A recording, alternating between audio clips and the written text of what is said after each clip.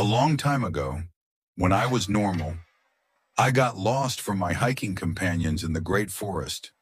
Black, pale, I got lost in its darkness.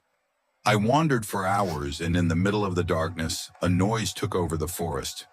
Moans of pain, a pain that seemed unbearable. It sounded like the scream of someone who was being burned alive. I followed the screams, hoping to find a way out of that dark forest. But what I found was more frightening. A house in the middle of nowhere.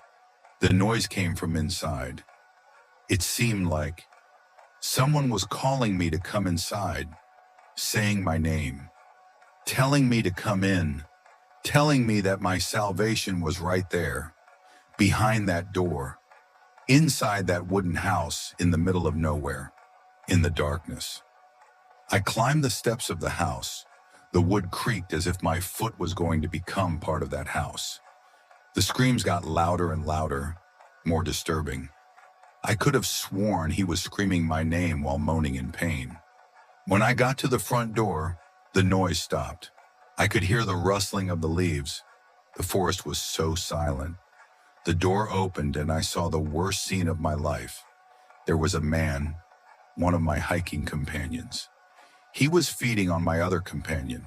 He was eating his stomach organs. He had pierced them with his own nails. He was laughing as he fed on his still living companion. The man's screams were inaudible. All I could hear was laughter. When the creature heard the door creak, it looked at me, paralyzed, its mouth still full. I moved away from the door, thinking only of escaping from that place. That wasn't human, and this forest, even though it was full of trees, seemed as empty and dead as the poor man having his innards devoured. I ran back into the forest, hoping to get out of that thing's sight. I heard a very loud scream coming from the direction of the house. It sounded like a growl. As I ran away, the sound got louder, louder, louder and louder. He seemed to be doing the same steps as me. I stopped.